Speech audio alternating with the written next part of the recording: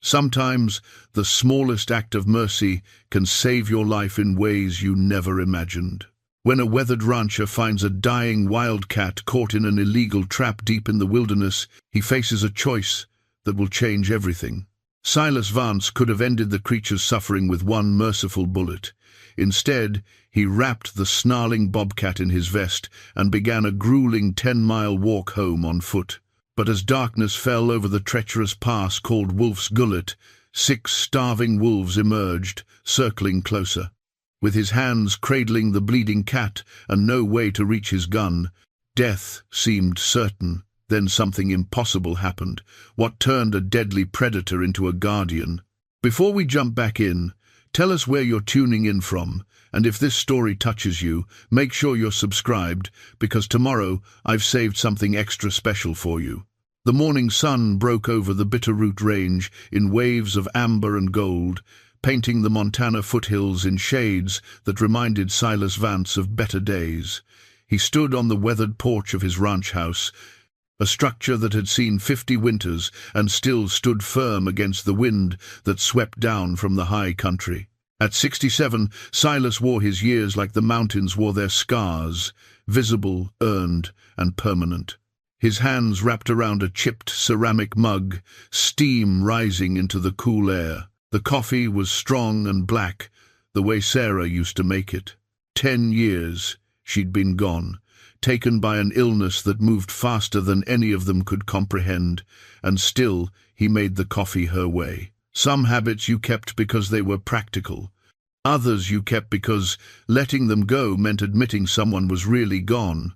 The ranch stretched out before him in all directions, 300 acres of high grassland and rocky outcroppings that butted up against wilderness so remote that some of the old maps still showed blank spaces. It wasn't much by Montana standards, but it was his, had been his father's before him, and his grandfather's before that. The Vance family had worked this land since 1887, back when the territory was still wild and unforgiving in ways that modern folks couldn't quite grasp. Silas took a slow sip of his coffee and let his gaze drift to the eastern fence line, where the foothills began their gradual climb toward the higher peaks. Somewhere up there, a calf was missing. A young Hereford heifer he'd counted 2 days ago during his weekly check. She'd been with the herd then, healthy and unremarkable. Yesterday morning, she wasn't. He'd found signs, tracks leading into the rougher country, a tuft of red hide caught on barbed wire where she'd pushed through a gap in the fence. Most ranchers would have written off one calf. The math was simple enough. The time and effort it took to track down a single animal in that terrain rarely justified the cost. But Silas had never been most ranchers. He'd spent 30 years as a wildlife officer before age and politics pushed him into retirement. He knew these mountains like he knew the lines on his own palms. More than that, he'd taken an oath a long time ago to protect things that couldn't protect themselves. That oath hadn't come with an expiration date. He drained his coffee and set the mug on the porch rail, then turned back into the house. The interior was spare and clean, everything in its place. The living room held a worn leather sofa, a wood stove, and a single bookshelf filled with field guides and veterinary manuals. On the mantel sat a tarnished silver locket, the clasp broken years ago. He picked it up, as he did most mornings, and opened it carefully. Sarah's face looked back at him from a faded photograph, her smile bright and genuine. Next to her image was a smaller photo of their daughter, Emma, taken when she was maybe 8 or 9. Dark hair in braids, gap-toothed grin, eyes full of wonder. That girl had loved this ranch, loved tracking animals with him through the high meadows, loved helping her mother tend the garden that used to flourish behind the house. The woman Emma had become was a stranger to him now. She'd left for Seattle 12 years ago, right after high school, hungry for a life that Montana couldn't provide. He understood it, even if it hurt. Young people needed to find their own path. What he didn't understand was the silence. Calls that went unreturned, letters that received one-sentence replies. Sarah's death had widened that gap into a chasm. Emma had come back for the funeral, stayed 3 days, and left without saying much of anything that mattered. He closed the locket and set it back on the mantel, then moved to the kitchen to pack supplies. Tracking could take all day if the calf had wandered far. He filled his canteen from the pump, wrapped some jerky and hardtack in wax paper, checked his compass and knife. The revolver came last, a Colt single-action army that his father had carried. Silas didn't like firearms much, preferred to avoid situations where they became necessary, but the high country had its dangers. Bears, mainly, though wolves had been making a comeback in recent years. Outside, he saddled Rusty, a 15-year-old bay gelding with a patient disposition and steady nerves. The horse had been with him almost as long as the silence from Emma. They'd developed an understanding over the years, the kind of partnership that didn't require many words. Rusty stood calm, while Silas checked the cinch and secured his bedroll, only turning his head slightly to watch the process with one knowing eye. "We're heading up into the rough stuff today," Silas told the horse, running a hand along his neck. "Going to need you to keep your wits about you." Rusty snorted softly, a sound Silas had learned to interpret as acknowledgement. He swung into the saddle with a slight grunt, his knees reminded him every morning that he wasn't 30 anymore, and turned the horse toward the eastern fence line. The morning was clear and cool, perfect tracking weather. The ground still held dew, which meant prints would show clearly. Silas rode at an easy pace, letting Rusty pick his way through the sage and bunch grass while he scanned the terrain. The foothills rose gradually at first, gentle swells of land dotted with juniper and ponderosa pine. Further up, the country turned rocky and steep, cut through with ravines and draws that could hide all manner of things. He found the gap in the fence within an hour, just where he'd left it 2 days ago. The wire was old and rusted in places, a repair job he'd been putting off. The calf's tracks were still visible in the soft earth beyond the fence, heading northeast into rougher country. Silas dismounted to study them more carefully. The prints were clean and evenly spaced, suggesting the animal hadn't been running or distressed when it passed through. That was something, at least. He led Rusty through the gap and remounted, following the tracks up into the hills. The land here was ancient, shaped by glaciers and time into a maze of ridges and valleys that could confuse even experienced outdoorsmen. Silas navigated by landmarks he'd known since childhood, a lightning-struck pine, a rock formation that looked like a crouching bear, a spring that ran cold and clear year-round. As the sun climbed higher, the tracks led him deeper into country he rarely visited anymore. The terrain grew steeper, the soil rockier. Ponderosa gave way to Douglas fir and lodgepole pine, their shadows creating pockets of coolness that felt good against the warming day. Somewhere up ahead, a raven called out, its voice harsh and lonely. Silas noticed other signs as he rode. Elk droppings, fresh enough to still be soft. Claw marks on a tree trunk, probably a black bear marking territory. The deeper he went, the more he felt the weight of the wilderness pressing in. This was country that hadn't changed much in 1,000 years. It operated by rules older than any human law, rhythms that had nothing to do with calendars or clocks. Around midday, he stopped to water Rusty at a small creek and eat some jerky. The horse drank deeply, while Silas studied the surrounding landscape. The calf's tracks had become harder to follow on the rocky ground, but he'd found enough sign to confirm she was still heading northeast into a section of foothills cut through with ravines and draws. What troubled him was the other sign he'd started noticing. Torn earth in several places, disturbed vegetation, patterns that didn't match natural animal movement. He'd seen these marks before, years ago when he'd worked as a wildlife officer. They were the calling cards of trappers, and not the legal kind. Illegal trapping had become a problem in recent years. Poachers using cruel, modified traps to catch predators for their pelts. The traps were vicious things, serrated and spring-loaded, designed to hold an animal until the trapper returned. Sometimes that took days. The suffering they caused made Silas's blood run cold. He'd spent years of his career tracking down trappers, confiscating their equipment, and filing charges that rarely stuck. The men who set these traps knew the country well and covered their tracks carefully.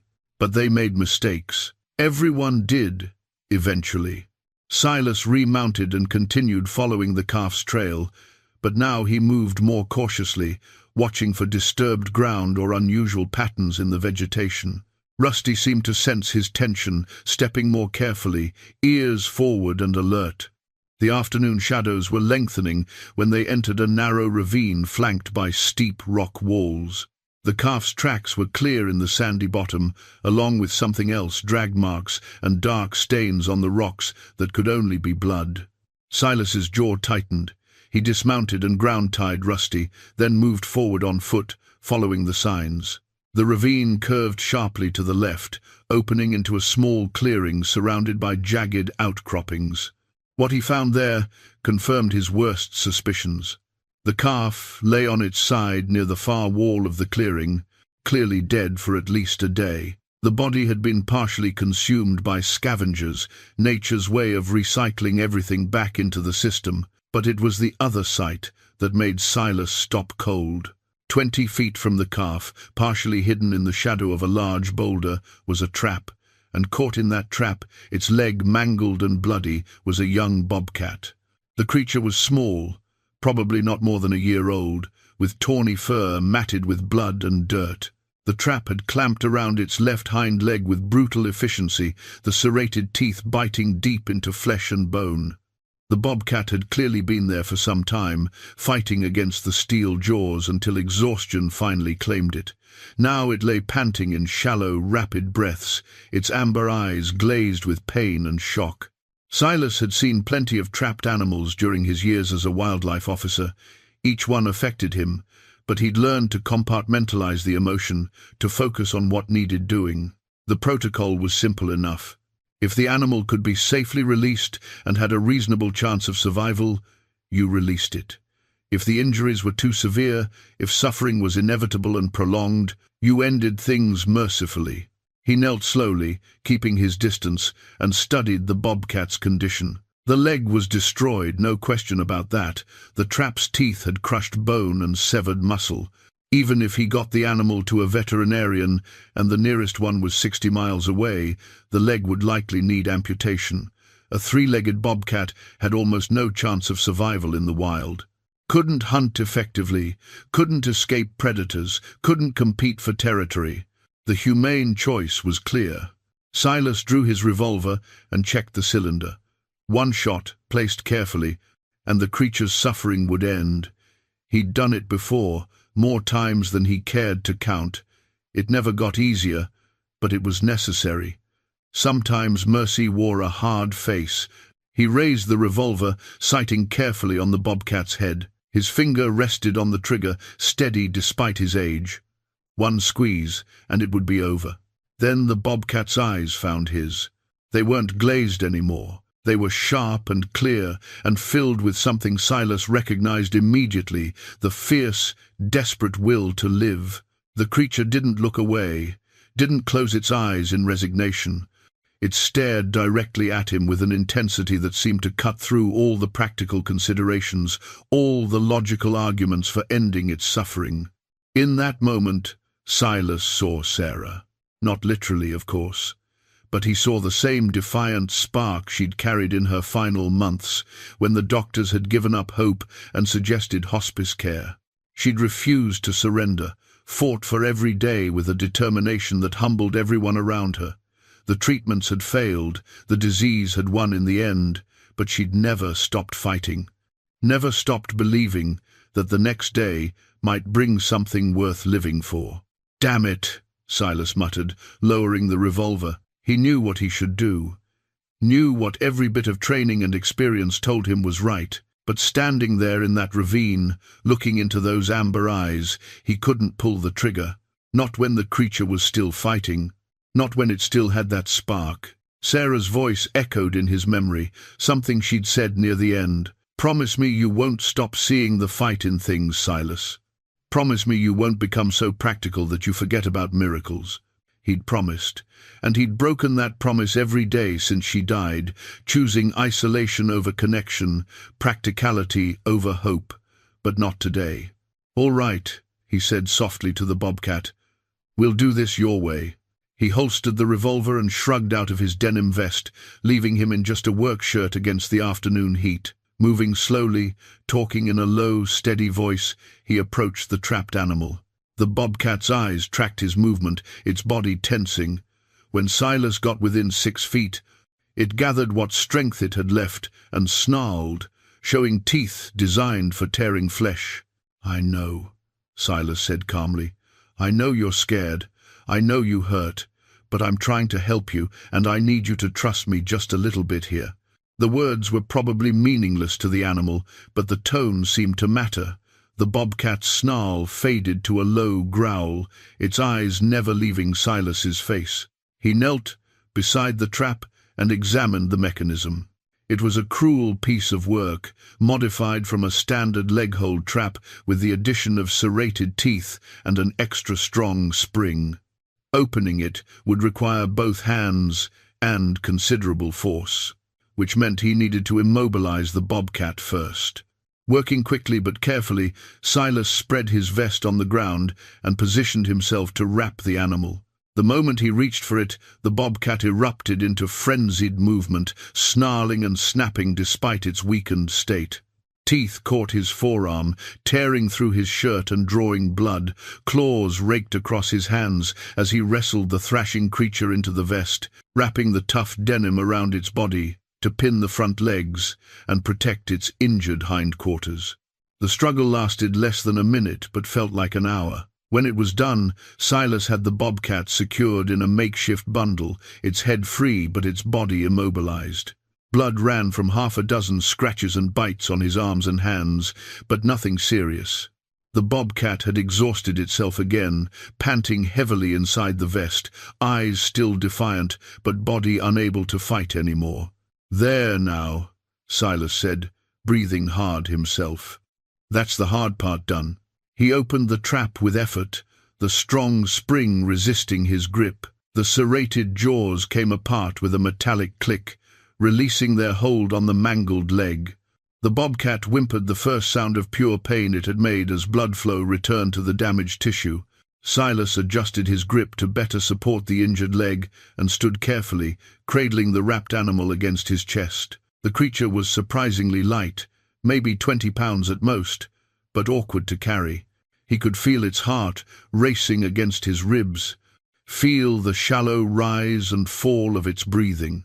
Now came the real problem. He turned back toward where he'd left Rusty and stopped.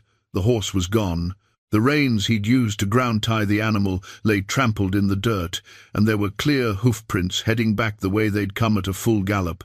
Silas understood immediately what had happened. Rusty had caught the scent of blood, the scent of the bobcat, and something else, something that had spooked him badly enough to break his training and bolt.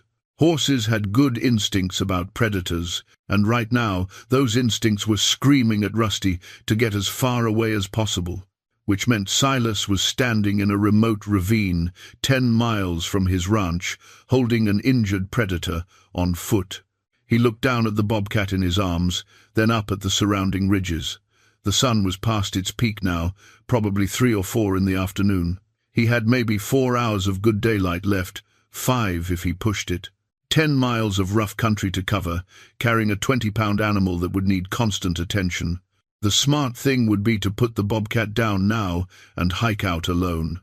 He'd be home by dark, could come back tomorrow for Rusty. But when he looked at those amber eyes again, still watching him, still fighting, he knew he wasn't going to do the smart thing. "Looks like we're walking home together," he told the creature. "Better settle in. It's going to be a long afternoon." He adjusted his grip, settled the bundled bobcat more securely against his chest, and began walking. Behind him, in the shadows of the high rocks, something moved. It was large and silent, staying just out of clear view. Silas caught a glimpse of tawny fur, a flash of a long tail disappearing behind a boulder. The mother had to be.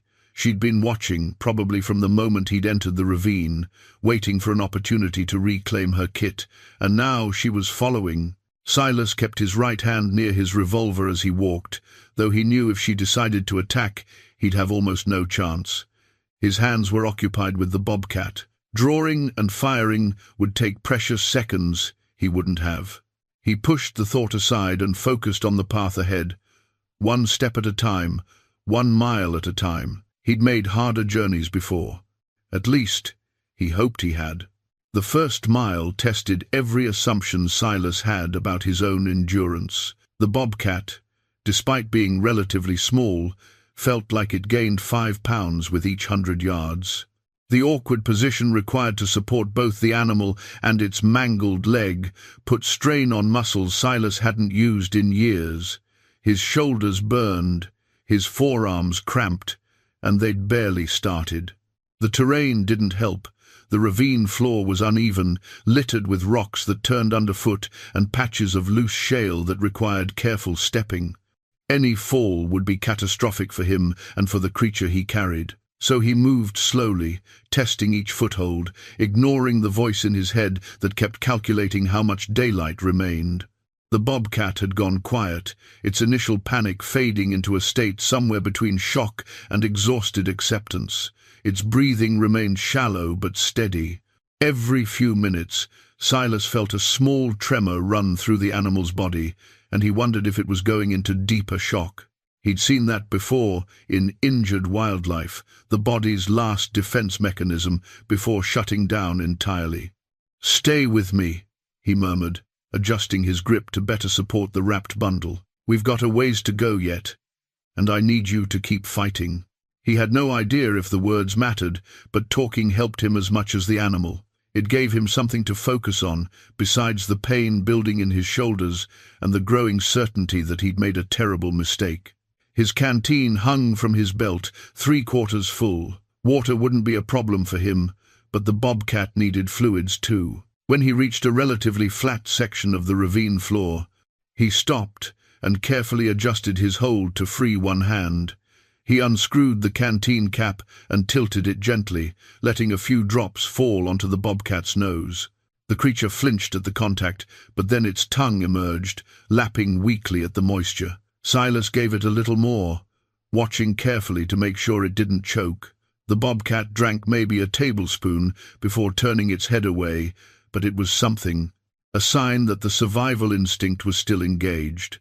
"Good," Silas said, returning the canteen to his belt. "That's real good." As he prepared to resume walking, movement on the ridge above caught his eye. He froze, scanning the rocks. There, a flash of tawny fur, a shape that was there and then gone, too large to be a bobcat, too deliberate to be an elk or deer. The mother was still following, still watching, still waiting. Silas understood her drive. She'd tracked her injured kit to this ravine, probably arrived too late to prevent the trap from closing. She'd been circling, trying to figure out how to free her offspring when he'd shown up. Now she was caught between her protective instincts and her wariness of humans. She wanted her kit back, but she wasn't sure how to get it without exposing herself to danger. That uncertainty was the only thing keeping Silas alive right now. He continued walking, keeping his senses alert for any sign that the mountain lion's calculus had changed. Every shadow seemed to hold threat. Every sound made his pulse quicken. But he forced himself to maintain a steady pace, to project confidence he didn't entirely feel. His mind drifted back through the years as he walked, finding its way to memories he usually kept locked away. He remembered teaching Emma to track when she was young, maybe 9 or 10 years old. They'd spent a whole afternoon following deer prints through the high meadows, and when they finally spotted the small buck bedded down in the trees, her face had lit up with pure wonder. "How did you know he'd be there?" she'd asked in a whisper. "You learn to read the signs," he'd told her. "The land tells you stories if you know how to listen." She'd been so eager then, so hungry to learn everything he could teach her about the wilderness. When had that changed? He'd replayed it in his mind 1,000 times, trying to pinpoint the moment when his daughter had started pulling away. Was it gradual? Had there been a specific event? Or had he simply failed to notice until the gap was already too wide to bridge? Sarah would have known. Sarah had always understood Emma in ways that eluded him. She'd been the bridge between his gruff practicality and their daughter's need for emotional connection. When Sarah died, that bridge collapsed, and Silas had never figured out how to rebuild it on his own. The bobcat stirred in his arms, pulling him back to the present. Its eyes were still open, still alert, tracking the movement of the shadows around them. Tough little creature, Silas thought, refusing to give up even when any sane animal would have surrendered to the inevitable. He realized with some surprise that he'd covered almost 2 miles. His muscles screamed in protest, but he'd found a rhythm. 300 steps, then a brief pause to adjust his grip and check his surroundings, then 300 more steps. It wasn't fast, but it was sustainable. The ravine began to open up, the walls growing lower and less steep. Ahead, the terrain transitioned into a series of rolling hills covered in sage and juniper, more exposed country, which meant fewer places for a mountain lion to hide, but also fewer places for him to take cover if she decided to attack. As if summoned by his thoughts, he caught another glimpse of the big cat. This time she was closer, maybe 50 yards away, moving parallel to his path. She was magnificent, easily 7 feet from nose to tail, muscled and powerful, her coat a rich, tawny color that seemed to glow in the late afternoon light. Their eyes met for a brief moment, and Silas saw intelligence there, calculation, and something else he couldn't quite name. She was studying him, trying to figure out what kind of threat he posed, what his intentions were with her kit. "I'm trying to save it," Silas said aloud, knowing she couldn't understand but needing to say it anyway. "I know you can't trust that. I know every instinct you have is telling you to take it back. But I'm your best chance right now. I'm its best chance." The mountain lion held his gaze for a moment longer, then melted back into the sage, disappearing as if she'd never been there. Silas took a shaky breath and kept walking. His shirt was soaked with sweat, despite the cooling air. The sun was lower now, maybe 2 hours from setting. He'd covered 2 miles, maybe a bit more. 8 miles to go, and the hardest part was still ahead. The path out of the ravine led through a narrow gap between 2 ridges, a shortcut he'd used before. The alternative was a longer route that added 3 miles to the journey. Under normal circumstances, he'd take the longer path, safer, more predictable. But with the bobcat's condition deteriorating and daylight burning away, he couldn't afford the extra time. He angled toward the gap, commit to the shortcut, and tried not to think about what would happen if his strength gave out before he reached home. By the time Silas reached the 3-mile mark, his arms had gone from burning to numb. The vest holding the bobcat had grown heavy with blood and sweat, the denim dark and wet. He'd had to stop twice to readjust his grip, each time worried that the movement would trigger another fight from the injured animal. But the bobcat remained still, its breathing more labored now, eyes half closed. That worried him more than the earlier struggles. Fight meant survival instinct. Stillness might mean the creature was giving up. He paused at a flat section of trail and carefully lowered himself to one knee, supporting the bundled animal on his thigh. His fingers were shaking with fatigue as he reached for the red bandana in his back pocket. Sarah had given it to him on their first anniversary, a simple gift that had somehow become one of his most treasured possessions. He'd carried it every day since, using it for everything from wiping sweat to filtering water. Now he folded it lengthwise and carefully slipped it under the bobcat's body, creating a makeshift sling that he tied around his neck. The configuration distributed the weight more evenly across his shoulders and freed up his hands slightly. It wasn't perfect, but it helped. The bobcat's eyes opened fully as he adjusted the sling, and for a moment Silas thought it might panic again. Instead, it just watched him, with what seemed like weary resignation.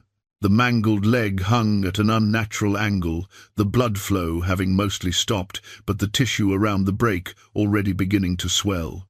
Silas knew enough veterinary medicine to recognize that even if they made it back to the ranch, the leg was beyond saving. The best-case scenario was amputation and a long, uncertain recovery.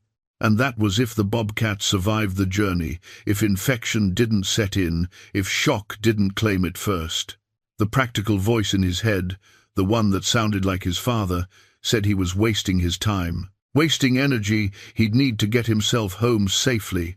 The animal was going to die anyway, and he was risking his own life for nothing. But another voice, quieter and more recent, countered that practicality. It was Sarah's voice, and it said what it had always said, that some things were worth doing even when the odds were against you, that trying mattered, even when failing seemed inevitable, that giving up too soon meant you'd never know what might have been possible. "All right," he said to the bobcat, standing with a grunt of effort. "Let's see how far we can get." The terrain ahead was gentler, a series of low hills that rolled toward the distant outline of his ranch. The sun hung low on the horizon, painting everything in shades of orange and gold. Beautiful country, even in his exhausted state, the kind of country that made you understand why the old-timers had fought so hard to settle it. As he walked, he became aware of the mother mountain lion again. She'd grown bolder, showing herself more frequently. Twice he saw her on ridges no more than 30 yards away, her golden eyes tracking his every move.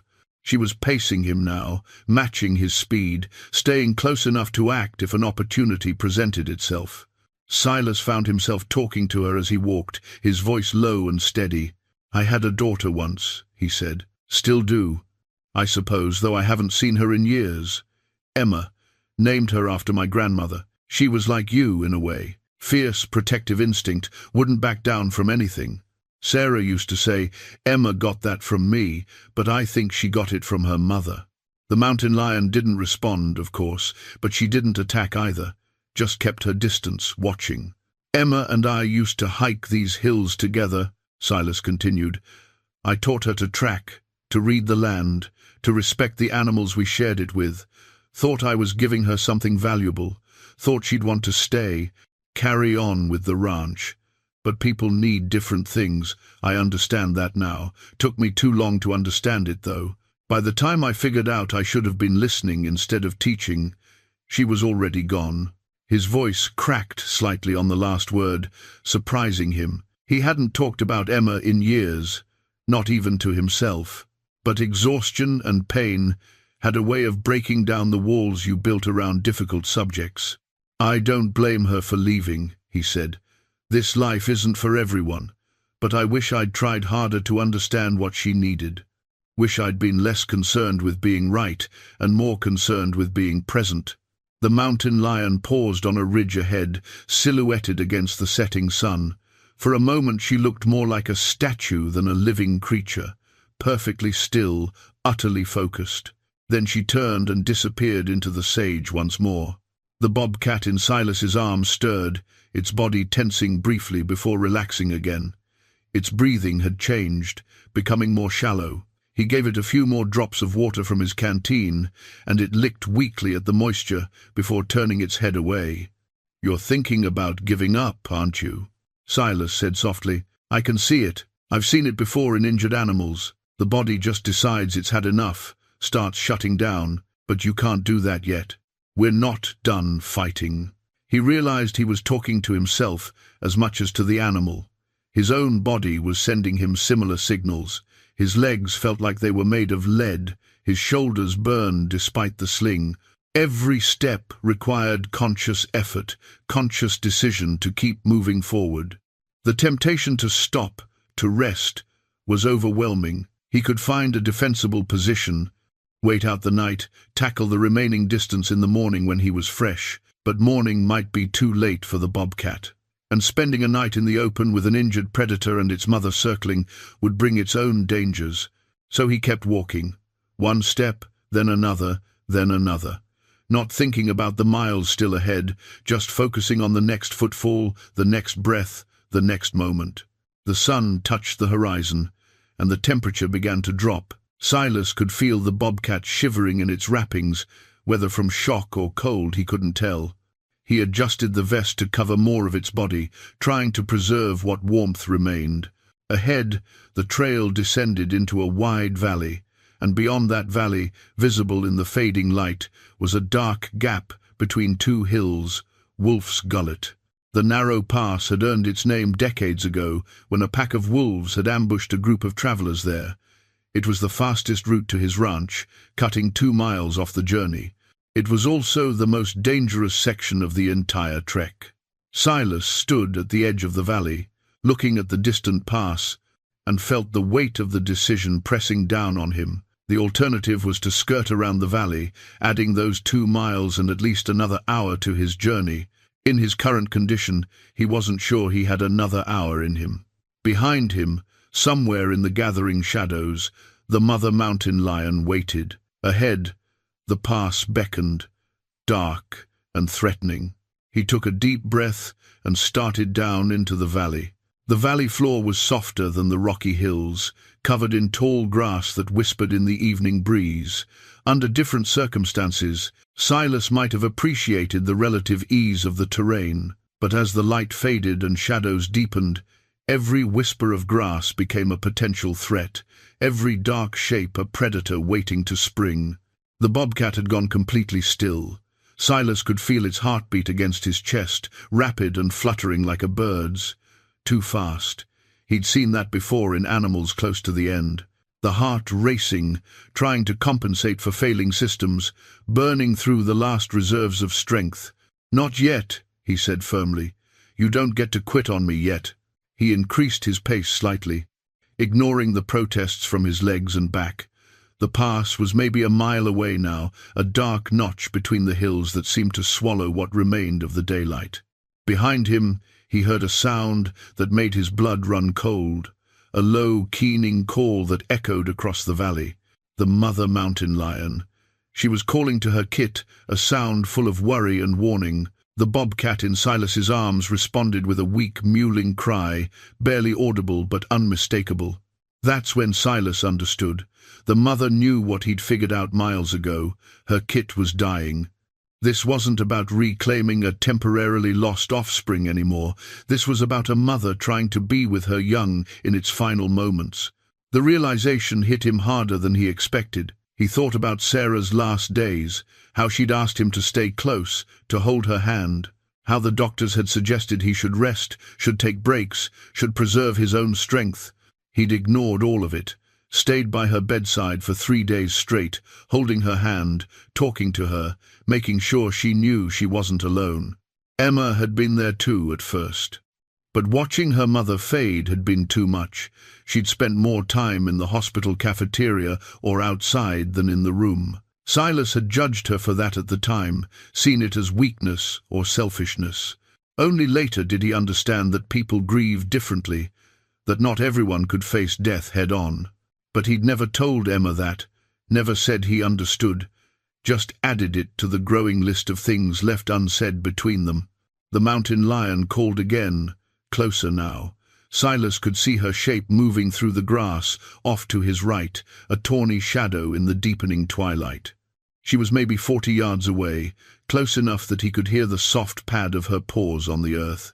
Part of him wanted to stop, to set the bobcat down, to let the mother approach and take her kit. It would be the merciful thing.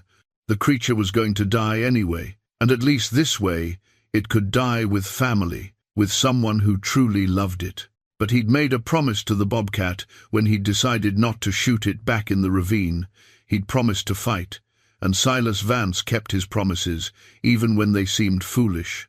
The entrance to Wolf's Gullet loomed ahead, a narrow gap between steep rock walls. The last light of day barely penetrated the pass, leaving it shrouded in shadow. Silas paused at the entrance, every instinct screaming at him to turn back. This was where logic ended and faith began. Faith that he could make it through. Faith that the bobcat would survive long enough. Faith that the choice he'd made hours ago wasn't just the stubborn pride of an old man who couldn't admit when he was wrong. He entered the pass. The temperature dropped immediately. The rock walls on either side rose 30 feet high, trapping the cold air and blocking what little remained of the sunset. Silas's boots scraped against stone as he navigated the narrow path, each sound seeming to echo endlessly. The bobcat's breathing had become so shallow he could barely feel it. He pressed his hand gently against its ribcage, searching for the heartbeat. Still there, still fighting. He was halfway through the pass when he heard the first growl. It came from ahead, low, and menacing. Silas froze, his eyes straining to penetrate the darkness. For a long moment, he saw nothing. Then movement, a shape detaching itself from the shadows, then another, then four more. Wolves. They emerged from both sides of the pass, 6 of them, lean and hungry-looking. Their eyes caught what little light remained, reflecting it back as pinpricks of green gold. The pack spread out, cutting off both forward progress and retreat. Their leader, a large male with grey-black fur and battle scars across his muzzle, moved to the center of the path. Silas's mind raced through his options. His revolver was still in its holster, but drawing it would require releasing the bobcat. Even if he could manage that, 6 wolves were more than he could handle. He might drop 1, maybe 2, but the others would be on him before he could reload. Running wasn't an option. His exhausted legs couldn't outpace fresh wolves, and the narrow confines of the pass left no room to maneuver, which left standing his ground and hoping the wolves were more interested in easier prey. "Easy now," Silas said, his voice steady despite the fear coursing through him. "We're just passing through. No need for trouble." The lead wolf's lips pulled back, revealing impressive teeth. The message was clear. This was their territory, and they didn't welcome trespassers. The other wolves began to circle, their movements coordinated and practiced. This wasn't a random encounter. The pack hunted these rocks regularly, probably using the pass as a natural ambush point. They knew exactly what they were doing. Silas felt the bobcat stir weakly in his arms. The kit mewled again, that same small cry it had made when its mother called. The sound seemed impossibly loud in the confined space, announcing the presence of injured prey. The wolves' ears perked up. Their circling tightened. The lead male took a step forward, then another. Silas could smell the animal now, that distinctive wild scent of fur and meat and hunger. The wolf was calculating, trying to determine if the old man represented a real threat or just a convenient meal. "I know you're hungry," Silas said quietly. "I know how it is this time of year, before the elk herds come down from the high country, but this isn't the fight you want." The wolf took another step forward. Silas's hand moved slowly toward his revolver. It was a futile gesture, but he wouldn't go down without trying. His fingers had just touched the grip when everything changed.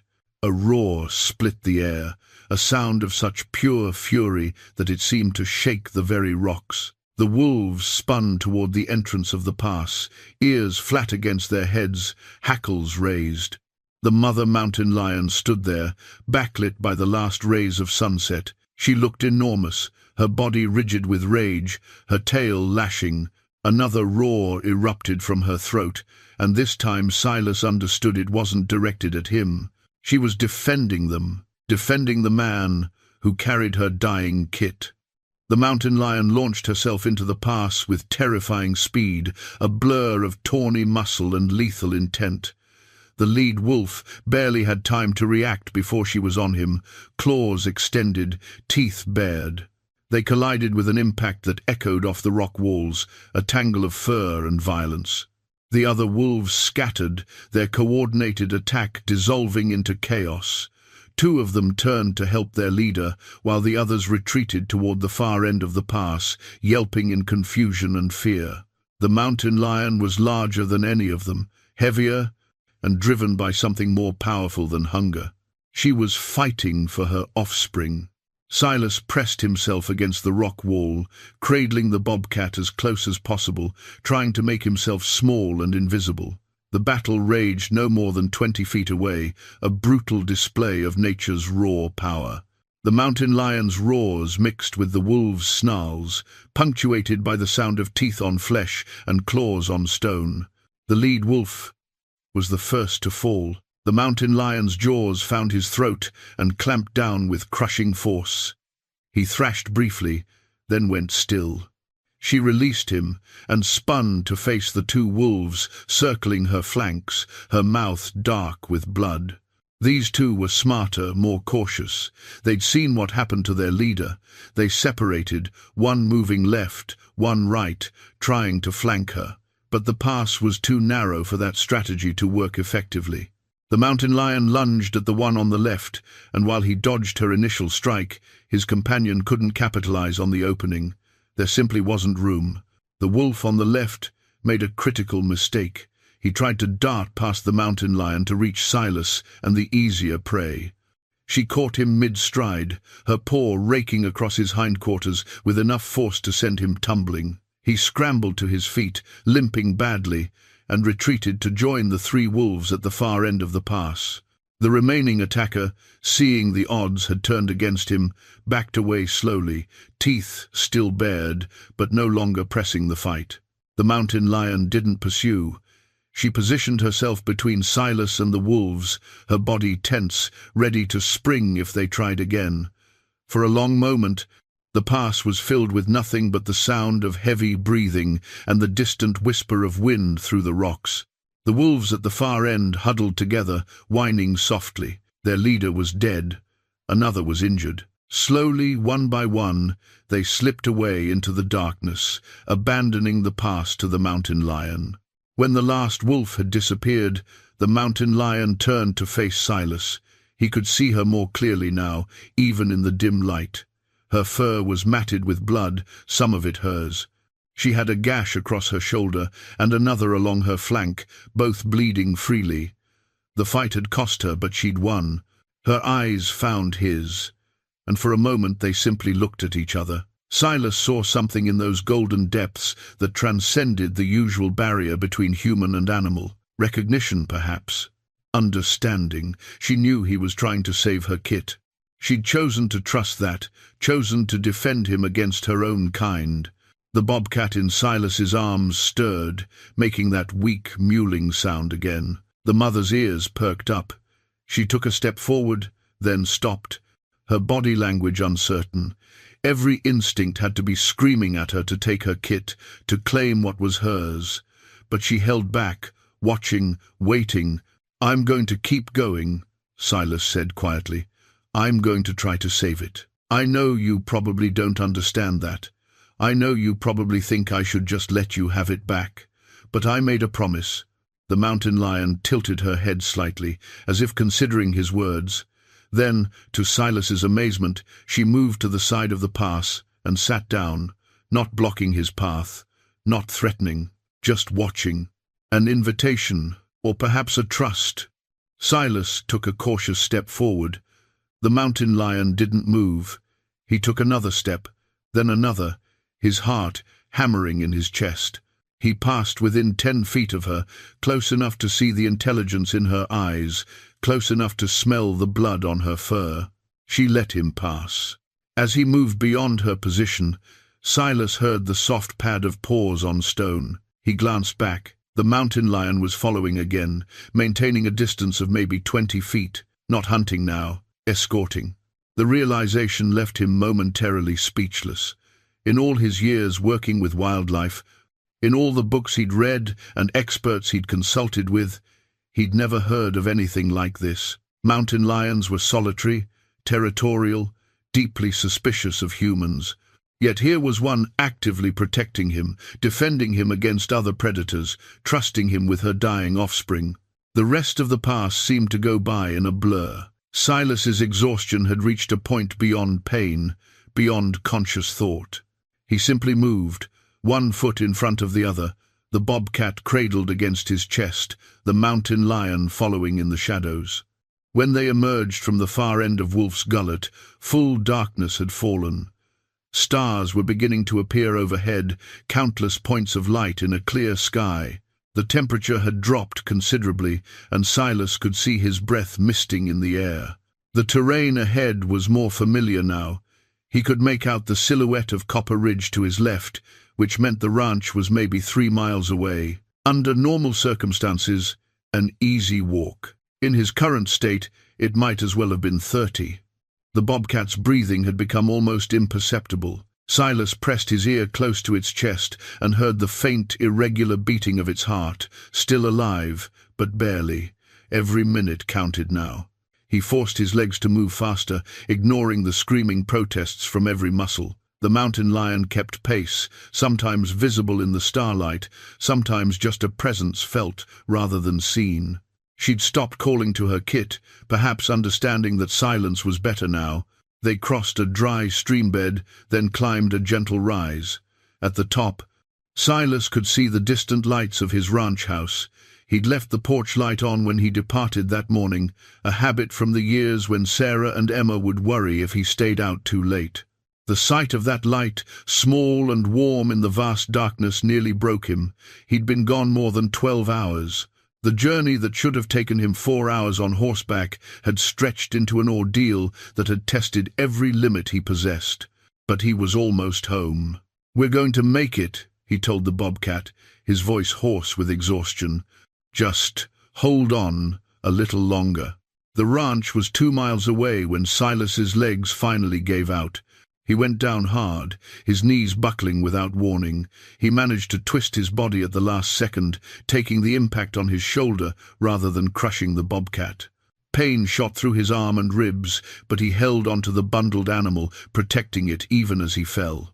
For a long moment Silas lay there, staring up at the stars, trying to convince his body to move. Nothing responded. His muscles had simply shut down, pushed past the point where will alone could drive them. The bobcat lay against his chest, its breathing so shallow he could barely detect it. "Get up," he said aloud. "Get up, you stubborn old fool." His body ignored him. The mountain lion appeared at the edge of his vision, her massive form moving closer. She approached cautiously, as if uncertain what to make of his collapse. When she was close enough that Silas could have touched her if he'd had the strength to reach out, she stopped and lowered her head, sniffing at the bundle containing her kit. A low, mournful sound emerged from her throat. It wasn't a roar or a growl. It was something deeper, more heartbreaking. The sound of a mother facing the inevitable. The bobcat stirred one final time. Its eyes opened, found its mother's face, and a tiny purring sound emerged from its throat. The mother touched her nose to her kit's face, the most gentle gesture Silas had ever seen from a wild predator. Then the bobcat's eyes closed, and its breathing stopped. Silas felt the small body go still against his chest.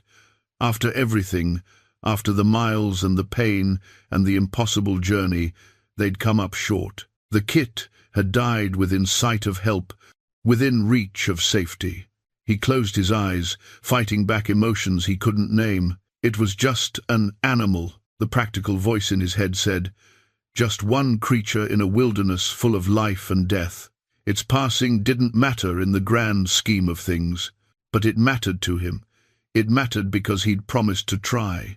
It mattered because for the first time in 10 years he'd chosen hope over practicality, chosen to fight against long odds instead of accepting the inevitable. It mattered because it reminded him of every other time he'd come up short, every promise he'd failed to keep, every person he'd lost despite his best efforts. The mountain lion's mournful cry split the night again. She circled the fallen man and her dead kit, her grief palpable and raw. Then she did something that stopped Silas's heart.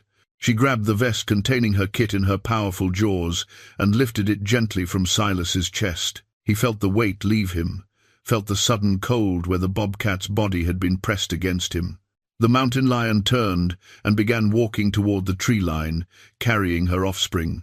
"Wait," Silas tried to say, but his voice came out as barely a whisper.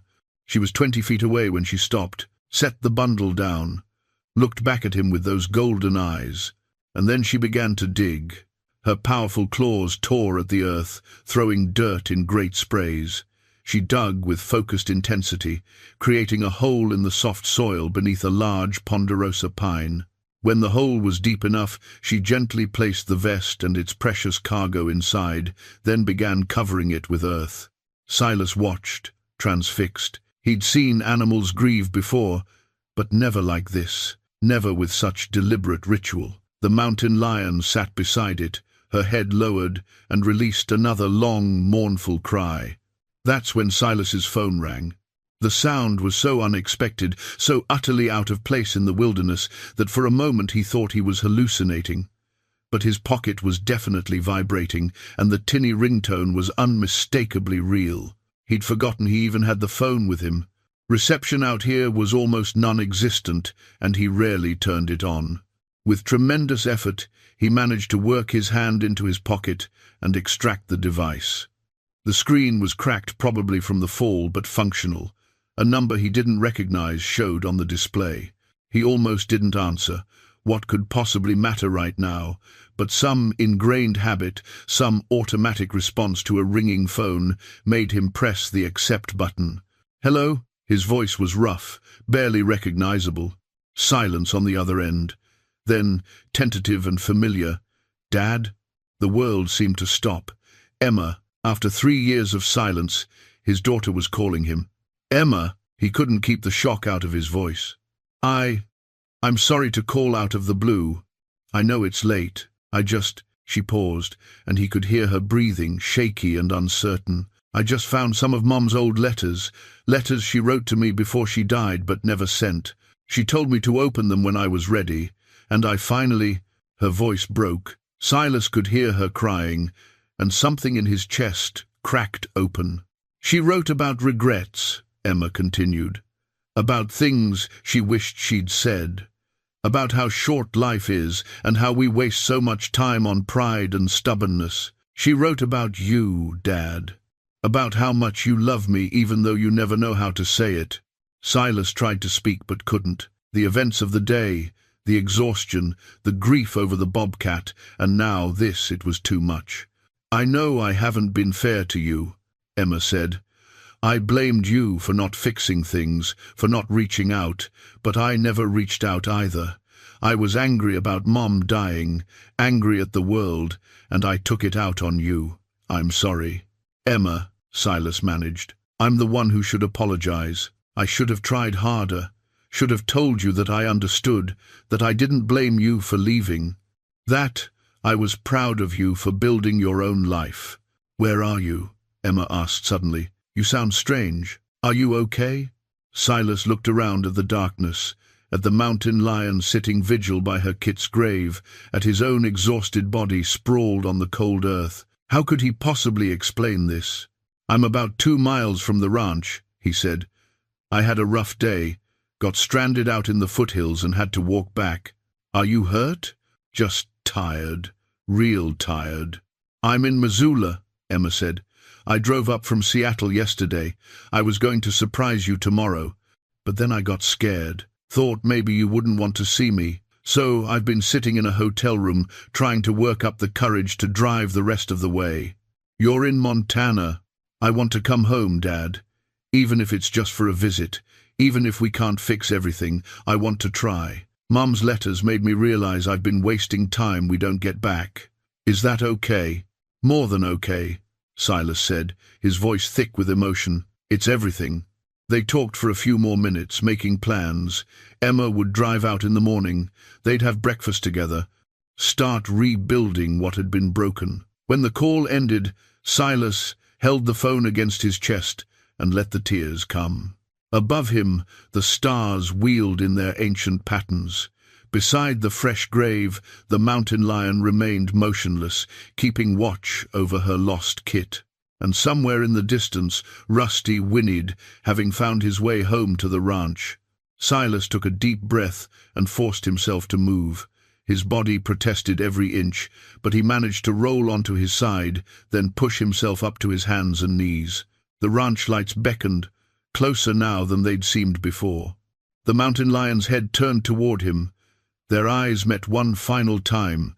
Silas got to his feet through sheer determination, swaying slightly as the world tilted around him. The mountain lion watched him, her expression unreadable in the starlight. He wanted to say something to her, to acknowledge what she'd done, but words seemed inadequate, so he simply nodded, a gesture of respect from one grieving soul to another. The mountain lion stood, stretched, and began walking toward him. Silas's hand instinctively moved toward his revolver, but he stopped himself. If she wanted to attack, she'd had plenty of opportunities. This was something else.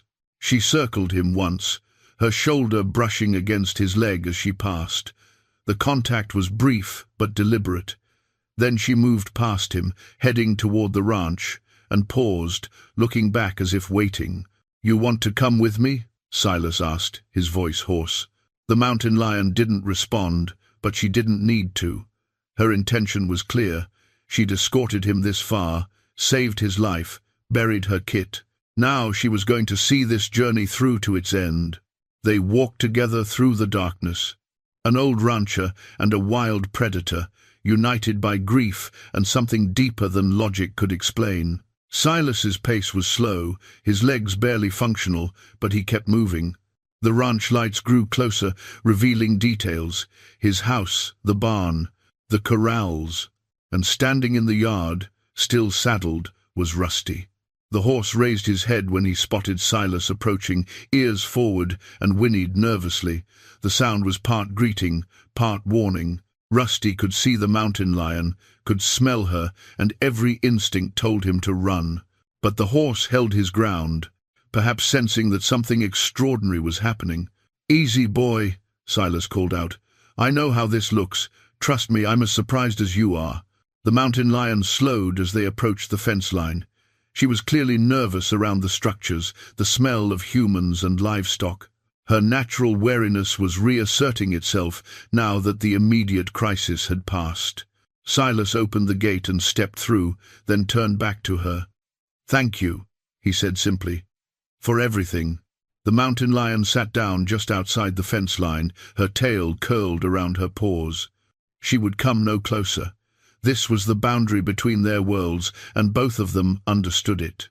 Silas made his way to the house, each step an act of will. He unsaddled Rusty with trembling hands, talking quietly to the horse, explaining what had happened in a way that made no sense, but helped him process it anyway. When Rusty was settled in the corral with hay and water, Silas stumbled into the house. The clock on the wall showed 9:47 p.m. He'd been gone for 14 hours. It felt like days. His reflection in the bathroom mirror shocked him. His face was gaunt and pale, covered in sweat and dirt. His clothes were torn and blood-stained. Deep scratches covered his arms, and bruises were already forming across his shoulder and ribs. He looked like he'd been in a war. Maybe he had been.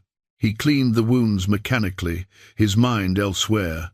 The bobcat's death weighed on him, a stone in his chest that wouldn't shift. He'd failed. Despite everything, despite the journey and the pain and the impossible help from the mother, he'd failed to save the creature. But Emma was coming home. After 3 years of silence, of missed opportunities and unspoken words, his daughter was coming home. He couldn't reconcile the two truths: one life ending, another relationship beginning to heal. Loss and hope tangled together in ways that defied understanding. After cleaning up and changing clothes, Silas found himself drawn back outside. The mountain lion was still there, sitting in the same spot beyond the fence, watching the house, watching him. He grabbed a blanket from the porch and walked back to the fence line. The cold had settled in deep now, his breath creating clouds in the night air. He spread the blanket on the ground and sat down, his back against a fence post. "You should go," he told the mountain lion. "Go back to your territory. There's nothing for you here." She didn't move. They sat in silence, two beings who'd shared something profound, neither willing to break the connection just yet. Silas felt his eyes growing heavy. Exhaustion was pulling him under, but he fought it. He wanted to stay awake, to keep watch with her. His thoughts drifted to Sarah, to the promises he'd made at her bedside. He'd promised to take care of Emma, to keep the ranch going, to not let grief consume him. He'd kept some of those promises and broken others. The ranch still stood, but his relationship with Emma had fallen apart, and grief had consumed him, just in slow, subtle ways he hadn't recognized until it was almost too late. The bobcat's amber eyes haunted him. That defiant spark, that refusal to surrender, even when surrender was the logical choice. It had reminded him of Sarah, yes, but also of himself at a younger age. Before loss had taught him to protect himself by not hoping too hard, not fighting too long, not letting himself care too much about outcomes he couldn't control. When had he become so careful? When had survival become more important than living?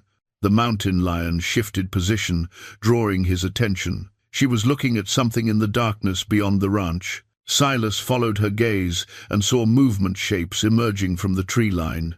His hand went to his revolver, but relaxed when he recognized what he was seeing. Deer, a small herd, maybe 6 or 7, moving cautiously toward the ranch's water trough. They'd spotted the mountain lion and were weighing the risk. The predator's body tensed. Every line of her form spoke of coiled power, ready to spring. These were prey animals, a meal she desperately needed after the fight with the wolves and the long journey. One leap, and she could probably take the trailing doe before the herd scattered. But she didn't move. Silas watched, fascinated, as the mountain lion remained still while the deer approached the water. They drank nervously, constantly alert, ready to bolt at the slightest movement. The big cat could have attacked at any moment. Instead, she sat beside Silas and watched them drink their fill. When the deer finally departed, melting back into the darkness, Silas looked at the mountain lion with new understanding. "You're not hunting tonight," he said quietly, still keeping watch. She turned her head toward him, and in the starlight, their eyes met. Silas felt something pass between them, a recognition that transcended species. They'd both lost something tonight. They'd both carried their burden as far as they could. They'd both learned that sometimes trying is enough, even when succeeding proves impossible. The temperature continued to drop. Silas pulled the blanket tighter around himself, but remained outside, unwilling to leave his vigil. His body ached in 1,000 places, but the pain felt distant, muted. Exhaustion had pushed him into a strange state beyond normal sensation. He thought about Emma, about seeing her again after so long. What would he say? How did you bridge 3 years of silence? Sarah's letters had apparently given Emma the courage to try, but what would give him the courage to meet her halfway? The bobcat had tried until its last breath. The mountain lion had risked everything to defend a stranger who held her dying kit. Maybe courage wasn't about knowing you'd succeed.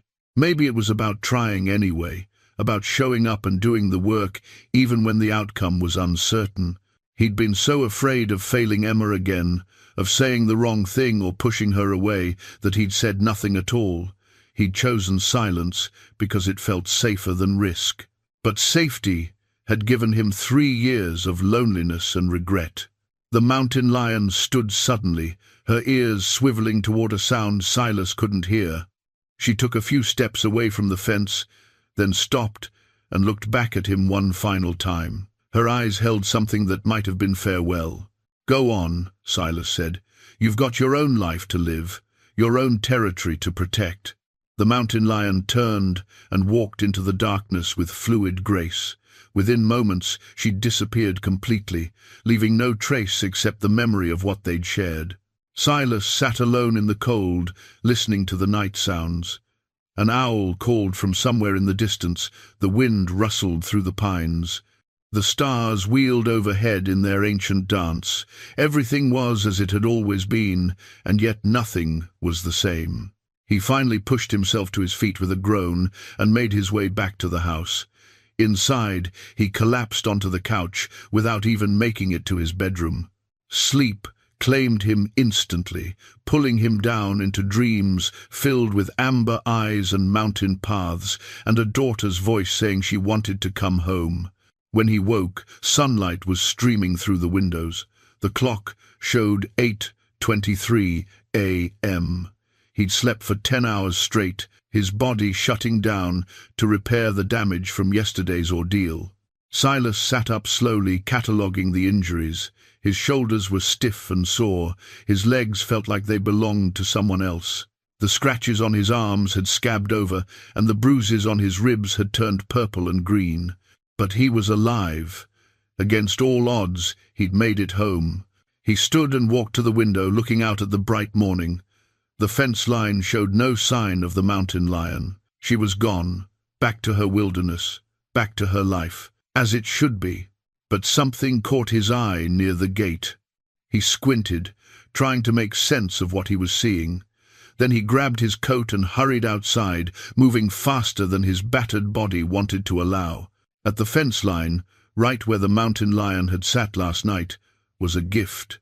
A rabbit, freshly killed, still warm, laid carefully just outside the fence. It hadn't been torn apart or partially consumed. It was whole and unmarked, except for the killing bite to the neck. The mountain lion had left him food. Silas knelt slowly beside the offering, his throat tightening with emotion. In the wild, predators didn't share kills. They defended them fiercely, fought for every scrap. But here was a gift from a creature who'd already given him so much. A final gesture of something that looked remarkably like gratitude. Or perhaps friendship. He stood there for a long moment, looking at the rabbit, then out toward the wilderness where the mountain lion had disappeared. The morning was clear and bright, the kind of day that made Montana's reputation. The Bitterroot Range stood sharp against the blue sky, snow-capped peaks glowing in the early light. Somewhere out there, the mother mountain lion was returning to her territory, carrying the memory of her lost kit and the strange human who'd tried to save it. She'd go on, as wild things do, adapting and surviving. But Silas knew he'd changed something in her, just as she'd changed something in him. The sound of a vehicle approaching pulled him from his thoughts. He turned to see a dust cloud rising from the long driveway that connected his ranch to the county road. His heart began to race. Emma. He walked quickly back to the house, suddenly aware of how he must look. The scratches and bruises couldn't be hidden, but he could at least comb his hair and put on a clean shirt. He moved through the house in a controlled rush, trying to make himself presentable. But as he passed the mirror in the hallway, he stopped. The man looking back at him was different from the one he'd seen yesterday morning. Older, yes, more worn, but something in the eyes had changed. They were clearer, more present, more alive. Yesterday, he'd made a choice. He'd chosen hope over practicality, chosen to fight, even when the odds said not to bother. That choice hadn't saved the bobcat, but it had saved something in himself. It had reminded him that trying mattered, that showing up mattered, that sometimes the journey itself was the point. He left his appearance as it was and walked out to the porch. The truck that pulled into the yard was a newer model SUV with Seattle plates. It parked near the house, and for a moment nothing happened. Just the tick of the cooling engine and the morning birds calling to each other. Then the driver's door opened, and Emma stepped out. Silas felt time telescope, present and past colliding. She was 30 years old now, a woman, but he could still see the girl in her features. She'd inherited Sarah's dark hair and his own grey eyes, the combination creating something uniquely beautiful. She wore jeans and a simple jacket, her hair pulled back in a ponytail. She looked terrified. They stood there, separated by 20 feet of yard, looking at each other. All the words Silas had rehearsed in his head disappeared. All the speeches he'd imagined giving evaporated. There was just his daughter, home after 3 years, and him with no idea what to say. Emma broke the silence. "You look terrible." "What happened?" Despite everything, Silas laughed. Leave it to Emma to cut through the awkwardness with blunt honesty. "Long story," he said. "I'll tell you over breakfast if you want." She took a tentative step forward, then another. "You always have the right. You're my daughter. This is your home. I haven't been much of a daughter lately. And I haven't been much of a father, so maybe we're even." Emma's eyes were filling with tears. "I'm sorry, Dad. I'm sorry for leaving and staying gone. I'm sorry for not calling. I'm sorry for blaming you for things that weren't your fault." "I'm sorry too," Silas said, his own voice breaking. "Sorry for not understanding what you needed. Sorry for being too stubborn to reach out. Sorry for letting pride keep us apart." They moved toward each other then, meeting in the middle of the yard. The hug was tentative at first, awkward with 3 years of distance between them. But then Emma tightened her grip, and Silas felt her shoulders shaking with sobs, and he held her the way he'd held her when she was small, and the world seemed too big and scary. "I missed you so much," Emma said into his shoulder. "Every day, even when I was angry, even when I convinced myself I was better off alone, I missed you." "I missed you too, sweetheart, every single day." They stood like that for a long time, holding each other, letting the words neither of them had been brave enough to say flow out in broken sentences and shared tears. The morning sun warmed them. The mountain breeze carried the scent of pine and sage, and somewhere in the distance, if Silas listened carefully, he could almost hear a mountain lion's call, a sound that might have been approval. They eventually made their way inside, and Silas started coffee while Emma sat at the kitchen table, the same table where she'd done homework as a child, where the family had shared countless meals. Her eyes roamed the space, taking in the details that hadn't changed in 3 years. "It's exactly the same," she said softly. "I thought it would feel different, but it's like I never left." "Some things should stay the same," Silas said, pouring 2 mugs of coffee. "Gives you something solid to come back to." He sat down across from her and launched into the story of yesterday's journey. He told her about tracking the calf, finding the bobcat in the trap, making the choice to try to save it. He described the long walk, the stalking mountain lion, the terrifying encounter with the wolves in Wolf's Gullet. Emma listened with wide eyes, occasionally interrupting with questions, her expression shifting from disbelief to wonder to grief as he described the bobcat's death. "That's incredible," she said when he finished. "And impossible. A mountain lion defending you, leaving you food. Dad, that's the kind of story people make up. I know how it sounds, but look," he held up his scratched arms, showed her the bruises. "Every word is true." Emma reached across the table and took his hand, examining the marks gently. "You could have died out there. What were you thinking, trying to save a wild animal like that?" "I was thinking about your mother," Silas said quietly, "about promises and second chances, about not giving up just because the odds aren't in your favor. Mum would have done the same thing. She never could walk past something that needed help. She was a better person than me." "No," Emma said firmly. "Just different. You're good in your own way, Dad. I forgot that for a while. Or maybe I was too angry to see it." They talked for hours, the conversation flowing more easily than Silas had dared hope. Emma told him about her life in Seattle, her job as a graphic designer, the apartment she shared with a friend. She talked about the relationships she'd tried and failed to maintain, how she kept pushing people away without understanding why. "I think I was afraid," she admitted. "Afraid of losing people the way we lost Mom. It seemed easier to not let anyone get too close." "I know that feeling," Silas said. "I've been doing the same thing for 10 years, keeping the world at arm's length because it's safer than risking getting hurt again. But you risked everything for that bobcat." "I did, and it died anyway. But I don't regret trying. That's what I learned yesterday. The trying matters, even when the outcome isn't what you hoped for." Emma was quiet for a moment, then said, "I want to stay for a while, if that's okay. Not just a visit, I mean actually stay. I've been thinking about it for months, even before I found Mom's letters. Seattle is fine, but it's not home. This is home." Silas felt his chest constrict with emotion. "You're always welcome here, for as long as you want. I don't know what I'll do for work. Internet up here is probably still terrible for freelancing. We'll figure it out, one day at a time." They spent the afternoon together, falling into old rhythms. Emma helped Silas tend to Rusty and check on the cattle. He showed her the trap he'd confiscated from the ravine, explaining his plan to report it to the current wildlife officers. They walked the fence line together, and when they reached the spot where the mountain lion had left the rabbit, Silas told Emma about the gift. "Can I see where she buried her kit?" Emma asked. Silas hesitated. It felt like intruding on something sacred, but Emma's expression was earnest, and he understood. She needed to see it to complete the story. They walked into the tree line, Silas following the mountain lion's tracks from memory. The grave was easy to find, a patch of disturbed earth beneath the ponderosa pine. The mother had covered it well, but not so completely that the spot was invisible. Emma knelt beside it, her hand resting on the earth. She loved it so much, enough to trust a stranger, to fight wolves, to bury it with her own hands. "Pause," Silas corrected gently.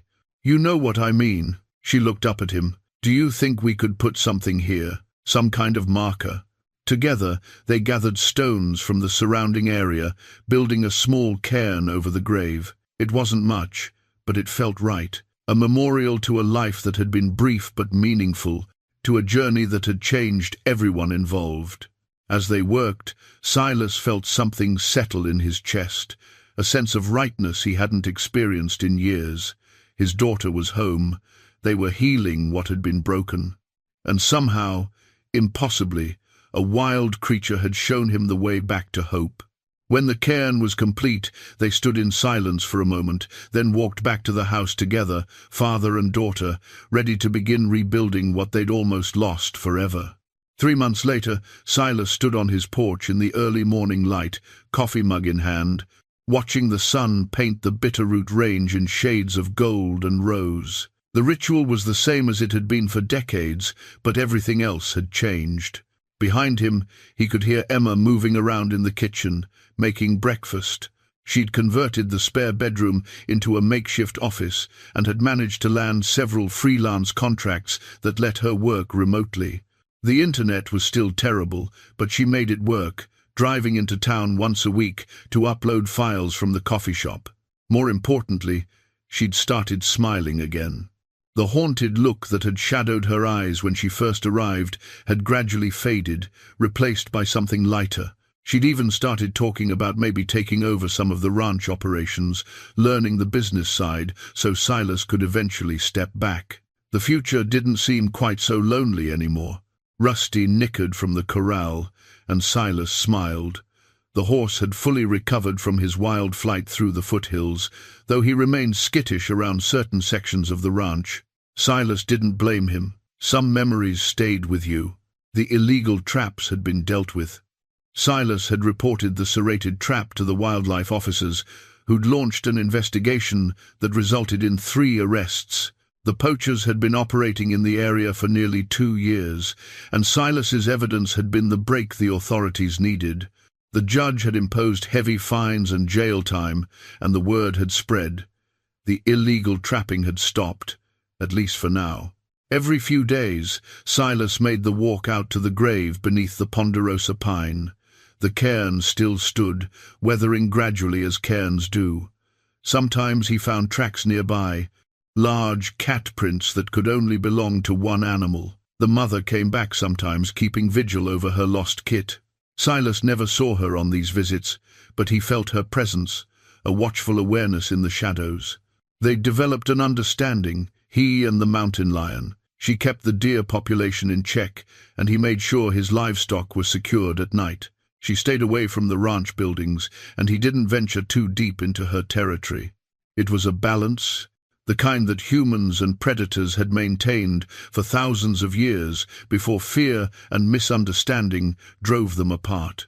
Emma appeared on the porch, carrying her own mug of coffee. She'd taken to joining him for these morning rituals, and they'd talk about the day ahead, the ranch work that needed doing, the small details of life that accumulate into something meaningful.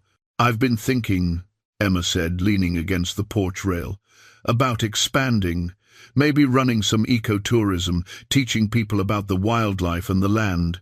There's money in that, and it would fit with what you know. People paying to walk around and look at mountains?" Silas raised an eyebrow. "People paying to learn from someone who knows this land better than anyone alive, who can teach them about respecting wildlife, about conservation, about living in harmony with predators instead of fear." Silas considered it. The idea of strangers tramping through his ranch didn't appeal, but then again, maybe sharing what he knew had value. Maybe the story of the bobcat and the mountain lion needed to be told, not as entertainment but as a lesson. "We'd have to set strict rules," he said. "No harassment of animals, no straying from designated paths, and we'd shut down during calving season." Emma grinned. "I'll draw up a proposal." They stood in comfortable silence, watching the day brighten. A hawk circled overhead, riding the thermal currents. In the distance, elk were moving down from the higher elevations, their antlers visible against the tree line. "Do you ever regret it?" Emma asked suddenly. Trying to save the bobcat? Knowing it died anyway? Silas thought about the question, really considered it. The journey had cost him physically, his shoulders still ached on cold mornings, and some of the scratches had left permanent scars. It had been dangerous and arguably foolish, and the outcome had been what any practical person would have predicted from the start. "No," he said finally. "Not for a second. That journey taught me something I'd forgotten. It taught me that hope isn't about guaranteed outcomes. It's about choosing to try, choosing to care, even when logic says not to bother. If I hadn't tried to save that bobcat, you and I might still be strangers. I'd still be locked up in my grief, pretending that isolation was strength." "The bobcat saved you," Emma said softly. "In a way, by reminding me what your mother always knew. That love means being willing to hurt. That connection is worth the risk. That sometimes the most important thing you can do is show up and try, even when success seems impossible." Emma reached over and took his hand. "I'm glad I came home." "Me too, sweetheart. Me too." As if in answer, a long, echoing call drifted across the morning air.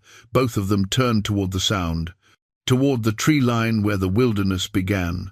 For just a moment, a familiar tawny shape was visible on a distant ridge. The mountain lion stood silhouetted against the rising sun, watching the ranch, watching them. Then she turned and disappeared into the forest, a wild thing returning to her wild world. But the connection remained, invisible and enduring. A reminder that mercy and courage could bridge the gap between species, that compassion could transform enemies into allies, and that sometimes the smallest acts had the largest consequences. Silas raised his coffee mug in a silent salute to the departed cat, then turned back to his daughter, to his ranch, to the life he'd almost given up on. The sun continued its climb into a clear Montana sky. The day stretched ahead, full of work and possibility. And Silas Vance, who'd learned to hope again in the shadow of Wolf's Gullet, was ready to meet it.